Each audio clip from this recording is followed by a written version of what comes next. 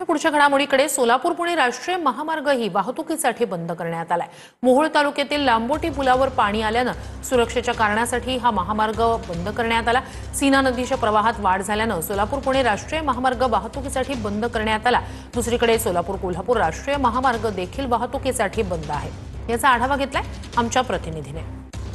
सोलापूर पुणे राष्ट्रीय महामार्ग जो आहे तो आता वाहतुकीसाठी बंद करण्यात आलेला आहे। आपण आता आहोत सोलापूर पुणे राष्ट्रीय महामार्गावरील लांबोटी या पुलाजवळ आणि आपण पाहतोय या पुलाला जे आहे ते आता पाणी चिटकलेलं आहे आणि त्यामुळेच ही वाहतूक जी आहे या ठिकाणची पूर्णतः बंद करण्यात आलेली आहे। त्यामुळे सोलापूर पुणे हा जो प्रवास आहे किंवा हा जो काही रस्ता आहे तो पूर्णतः बंद करण्यात आल्याचं आपल्याला पाहायला मिळतंय। खरं तर मोहोळ तालुक्यातील सीना नदीला भीषण असा महापूर जो आहे तो या ठिकाणी आलेला आहे आणि त्यामुळेच ही वाहतूक जी आहे ती पूर्णतः ठप्प ठेवण्यात आलेली आपल्याला पाहायला मिळते। आपण पाहतोय खरं तर हा सोलापूर पुणे राष्ट्रीय महामार्गावरील लांबोटी गावाजवळचा हा ब्रिज आहे। एकंदरीतच हा संपूर्ण जो काही सीना नदीचा पट्टा आहे या सीना नदीच्या पट्ट्यामध्ये मोठ्या प्रमाणात जे आहे पूरस्थिती निर्माण झालेली आहे।